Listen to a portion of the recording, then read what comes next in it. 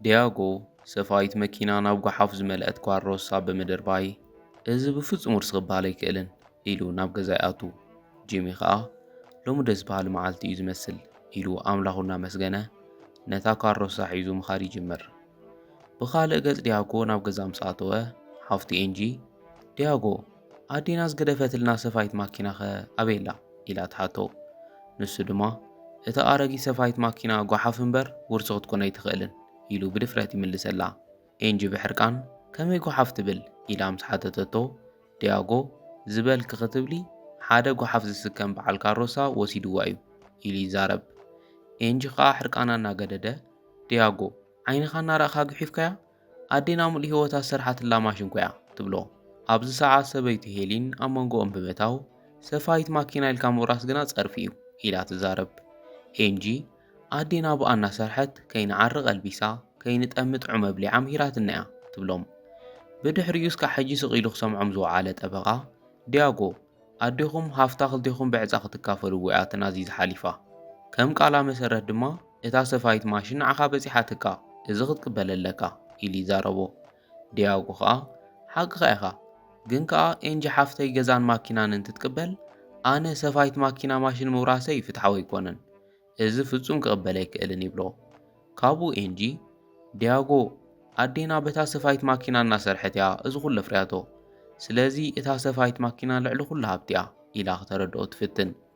ኣብዚ ሰዓት ዲያጎ እንድሕር ማዕረ ክንድኡ ትግደስላ ንምንታይ እሞ ንዓይ ገዛን ማኪናን ሂብክ ዘይትወስድ እያ ኢሉ ሕቶ የቕርበላ። ኤንጂ ድማ ዓይና ኸይሓሰየት ውሰዶ ብምባል መፍትሒ ገዛን ማኪናን ተረክቦ እሞ ኣነ ንብረት ኣይደልን ኣደይ ከመይ ዓይነት ህርኩት ሰራሕተኛን ብልጽተዶን ከም ዝነበረት ዘዘክረኒ ነገር እየ ዝደሊ ኢላቶ ክደልያ ተሲኣ ትወፅእ። ንሳ ምስ ከደት ሄሊን ናብ ዲያጎ መፅያ ጽቡቕ ጌርካ ፍቕረይ እቲ ንዓና ዝረብሕ ነገር ኢኻ መሪፅካ ትብሎ። ዲያጎ ከዓ ሓቂ ክሓላለይ ኢሉ ይስዕማ። ብኻልእ ገጽ ጂሚ ጓሓፍ ዝመልአት ካሮስኡ እናደፍአ ሎሚ እታ ኮይኑ እዩ ዝኸብደኒ ዘሎ ክብደት ዶ ተጋጌ ጽዒነ ይኾን እስኪ ክሪኦ ብምባል ናብ ቅድሚት ዜሩ ነታ ማሽን ይሪኣ እሞ እዛ ማሽን ከምዚ ኣይዝክርን ኢሉ ኸልዕላ ክብል ካብ ውሽጣ ገንዘብ ይወድቕ። ጂሚ ክንዲዚ ዝኣክል ገንዘብ ደኣ ካበይ መፅዩ እዛ ሰፋይት ማኪና ኸ ናይ መን እያ እናበለ ንባዕሉ ይሓትት። ካብኡ ከዓ ባዕሉ መሊሱ ዝኾነ ሰብ ኣብ ውሽጣ እንታይ ከም ዘሎ ከይፈለጠ ደርቢዋ ክኾን ኣለዎ ዘይናተይ ፈጺመ ይወስድን ክመልሰለኒ ኢሉ እቲ ዝወደቐ ገንዘብ ከም ዝነበሮ ናብ ውሽጢ ብምእታው ንድሕሪት ክምለስ ይጅምር። ብኻልእ ገጽ ኣብ ገዛ ድማ ሄልን ንዲያጎ ፍቕረይ ሎሚ ዝረኸብናዮ ዓወት ምኽንያት ጌርና ዘይንጽምብል ትብሎ። ንሱ ድማ ሓቂ ኺኢኺ ክጽምበል ኣለዎ ኢሉ ካብ ወንበሩ ብምትሳእ ጠበቓ እቲ ክወስዶ ዝደሊ ረኺበ እየ ውርሰይ ከም ዝተቐበልኩ ንምርግጋጽ ኣበይ ክፍርም ኢሉ ይዓቶ። እቲ ጠበቓ ግና እቲ ናይ ውርሲ ኩነታት ንምውዳእ ክልቴኹም ወረስቲ ክትህልዎ ኣለኩም ኢሉ ገና ከም ዘይወዱ እየ ዘኻኽሮ። ሰበይቲ ሄሊን ግን እኮ ክልቲኦም ከም ዝተሰማምዑ ርኢኻ ኢኻ ሰብኣይ ኩሉ ንብረት ወሲዱ ሓፍቲ ከዓ ናይ ሓማተይ መዘከርታ ወሲዳ ኢላ ትካትዖ። ንሱ ግና ዋላ እውን እንተኾነ ክፍረም ከሎ ክልቲኦም ክህልዎ ኣለዎም ኢሉ ኣብ ውሳኑ ይጸንዕ።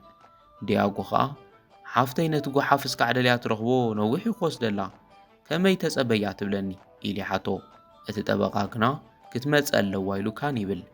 ብድሕሪኡ ሰበይቲ ሄሊን ንምንታይ ንሓፍትኻ ዘይትደልያ መጺኣ ትፈርም እሞ ብድሕሪኡ ጓሓፋት ትእረ ኢላ ተሓቶ። ዲያጎ ሓቂ ኺኢኺ እንተኸድኩ ይሕሽ ኢልዋ ይኸድ። ንሱ ምስ ወፀ ሄሊን ነቲ ጠበቓ ሓደ ሕቶ ክዓተካ እታ ሰበይቲ ማኪናን ገዛን ጥራይ ዲ ነይርዋ ኢላ ተሓቶ። እቲ ጠበቓ ከዓ እታ ሰበይቲ ምባላ እናግረመሉ ሓማትክ ማለት ክድዩ ኢሉ ይሓታ። ንሳ ከዓ እዋ ሓማተይ ኣዝያ ህብብቲ እያ ነይራ ኣብ መወዳእታ ዕድሚኣ ተዘይጥፊኣቶ ሃብታ ንሱ ጥራይ ከም ዘይኮነ ርግጸኛ እየ ኢላ ትዛረብ። ካብኡ እቲ ጠበቓ ኣቋሪፆምዎ ኸይዶም እምበር ሙሉእ ንዛዛ እኮ ገና ይወዳእናን ኢሉ ይምልስ። ካብኡ ሄሊን ብታሕጓስ ጠጠው ኢላ ካልእ ውርሲ እውን ኣሎ ማለትካ ድዩ ኢላ ትሓቶ። ንሱ ድማ ይቕሬታ ወይዘሪት ስም ከብ ዝርዝር ወረስቲ ስለዘየለ ዝኾነ ሓበሬታ ክህበከ ኣይክእልን ይብላ። ንሳ ከዓ ሓቂ ኸ ኢኻ ኢላ ናብ ወንበራ ትኸድሞ ርእሰይ ሕምኒ ኢላ ክትወድቕ ትብል። እቲ ጠበቓ ብስምባደ ይህ እንታይ ኮንኪ ኢሉ ምስ ቀረባ ጸቕጢ ደም ተላዒልኒ መስለኒ ኢላ ደጊፉ ኮፍ ንኸብላ ተሓቶ። ካብኡ እናፈርሐ ማይ ከም ጸልኪሉ ምስ ሓተታ እወ በጃኻ ኣብ ክሽነ ኣለካ ትብሎ። ንሱ ድማ እሺ መጻኹ ኢሉ እናጐየ ይኸድ።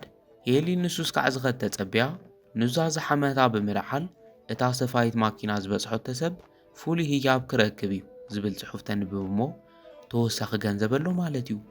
ኤንጂ ንኽትወስዶ እማ ፈጺመ ይፈቅድን እናበለት እቲ ጠበቓ ክመጽእ ስለ ዝጀመረ ነቲ ወረቐት ተቐምጦ።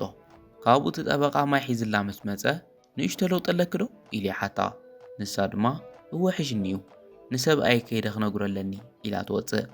እቲ ጠበቓ ንዛዘ መዋቲት ዝሓዘ ወረቓቕቲ ተሓዋዊሱ ምስ ረኣየ ከም ዘንበበቶ ርግጸኛ ኮይኑ ኣዝዩ ይሓዝን። ሄሊን ድማ ብጉያ ናብ ደገ ወፅያ ናብ ሰብኣያ ዲያጎ ብምድዋል ዲያጎ ንሓፍትኻ ረኺብካያ ዶ ኢላ ትሓቶ። ንሱ ድማ ኣብ ኩሉ ቦታታት ደልየ ክረኽባ ኣይከኣልኩን ኢሉ ምስ መለሰ እታ ሰፋይት ማኪና ኸ ኢላ ትሓቶ። ዲያጎ ንሳ እውን ክረኽባ ኣይከኣልኩን ኢሉ ይምልስ። ካብኡ ሄሊን ሕጂ ጽን ኢልካ ስምዐኒ ንሓፍትኻ እንድሕር ረኺብካያ እታ ሰፋይት ማኪና ብቕልጡፍ ሕድጋ ትብሎ። ዲያጎ ብኣግራሞት ንምንታይ ንስኺ ኸመይ ከም ዝስፈ እውን ኣይትፈልጥን እታ ማሽን ከኣ ትረብሕ ኣይኮነትን እንታይ ደሊኽያ ኢሉ ይሓታ። ንሳ ኸኣ ዲያጎ ኣዴኻ ንስኻ እንድሕር ኣይረብሐንን ኢልካ ሓሲብካ ፈጺምካ ከም ዘይትቕበላ ትፈልጥ እያ ስለዚኣ ድማ ንዓኻ ገዲፋ ትልካ ትብሎ። ዲያጎ እንታይ ትብሎ ከም ዘላ ጨኒቕዎ እንታይ ትብሊ ከም ዘለኺ ፈጺሞ ኣይተረድአንን ኢሉ ይሓታ። ንሳ ድማ ኣብ ውሽጢ እታ ማሽን ገለ ክባር ነገር ኣሎ እንታይ ከም ዝኾነ ብርግጽ ኣይፈልጥን ግን ከኣ ካብ ዋጋ ማኪናን ገዛን ዝዓቢ ነገር ከም ዝኾነ ርግጸኛ እየ ኢላ ተረድኦ። ዲያጎ ብዛዕባ ትዛረብዮ ዘለኽ ነገር ርግጸኛ ዲኺ ኢሉ ይሓታ። ንሳ ድማ እወ ካብ ዝፀሓፈቶ ውርሲ ኣንቢበዮ እታ ማሽን ናይ ኣዲኻ መዘከርታ ስለ ዝኾነት ንሓፍትኻ ከም ትግባእ ይፈልጥ እየ ግን ከኣ እቲ ገንዘብ የድልየና እዩ ትብሎ። ካብኡ ዲያጎ እሺ ከም ዝበልክዮ ክገብር እየ ኢሉዋ ቴሌፎኑ ይዓጽሞ ጂሚ ኩሉ ዝበለቶ ከም ዝሰምዐ ከይዝተውዓለት ረጊጻቶ ትሓልፍ። ካብኡ ጂሚ እዛ ማሽን ክህቦም ይብለይን ማለት እዩ ነታ ምሽክን ጓል ክጎድዋ እዮም እንታይ እየ ደኣ ክገብር ኣበይ ልየ ክረኽባ እናበለ እቲ ጠበቓ ወፂኡ ናበይ ኬዳ እታ ሰፋይት ማኪና ቀዲሞም ክረኽብዋ የብሎምን ንኤንጂኣ ትግባእ እናበለ ይዛረብ። ካብኡ ጂሚ መፂኡ ሓለቓ እታ ማሽን ምስ እያ ዘላ ንዓ ኸርእካ ኢሉ ኣብ ውሽጣ ምስ ዘሎ ገንዘብ የርእዮ እሞ መን ከም ዝጓሓፋ ኣይፈልጥን ኣብ ካሮሳይ ረኺበያ ዋናኣ ክደሊ እየ ተመሊሰ መፄ ናይታ ሕጂ ዝኸደት ጓል ስስዐ ምስ ረኣኹ ግና ንምሃበ ማት እየ ይብሎ። እቲ ጠበቓ ሓቂ ኸኢኻ ናታ ናይ ሰብኣያን ስስዐ ንበይኑ ዓይነት እዩ መዋቲ ተዲኦም እውን እዚ ስለ ትፈልጥ እያ ከምኡ ጌራ ይብሎ። ጂሚ ከምኡ እንድሕር ኮይኑ እዛ ማሽን ከይረኸብዋ ይዕርፉን እዮም ኢሉ ይዛረብ። እቲ ጠበቓ እውን ሓቂ ኸኢኻ ፈጺሞም ኣይዕርፉን ኢሉ የረጋግጸሉ። ካብኡ ጂሚ ቁሩብ ድሕሪ ምሕሳብ ከመይ ጌርና ከም ንጻወተሎም ይፈልጥ እየ ንዓ ክነግረካ ኢሉ ናብ እዝኑ ቀሪቡ ይዛረቦ እሞ ጽቡቕ ሓሳብ ንዓበል ነቐምጣ ኢልዎ ነታ ማሽን ሒዞም ናብ ገዛ ይኣትዉ። ብኻልእ ገጽ ኤንጂ ብዙሕ ዘይራውር ሰዲኣ ክትረክብ ስለ ዘይከኣለት እናሓዘነት ኣበይ ከይደ ደኣ ክረኽባ እናበለት ነዲኣ ዘኪራ ትበኪ። ኣብ መንጎዚ ዲያጎ ምስ ሰበይቲ መፂኡ ኤንጂ ሓፍተይ ኢሉ ይጽዋዓ። ንሳ ኸኣ ዲያጎ ኣብዝዳ እንታይ ትገብር ኣለኻ ኢላ ትሓቶ። ዲያጎ ድማ ሰፋይት ማኪናይ ከይረኸብክያን ኢሉ ይሓታ።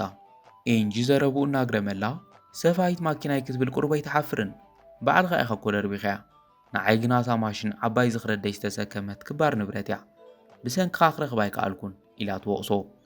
ካብኡ ዲያጎ ሂባቶ ዝነበረት መፍትሒ ረኪቡ ንስኺ ትገዛን ማኪና ንውሰድዮ እታ ማሽን ግና ንዓይ ኣበፂሓትኒ ዝኽፈል ከፍ ኢለ ድማ ክረኽባ ይብላ። ኤንጂ ተግባራቱ ኩሉ እናግረመላ ብዛዕባ ኣዴና ሓሲብካ ኣይትፈልጥን ካልእ እትረፈብ ቀብራ እውን ኣይተረኸብካን ከመይ ሕጂ መዘከርታ ክትሕዝ ደሊኻ ኢላ ትሓቶ። ብድሕሪኡ ሰበይቲ ሄሌና ይቕሬታ ኤንጂ እታ ሰፋይት ማኪና ናይ ዲያጎ እያ ትብላ።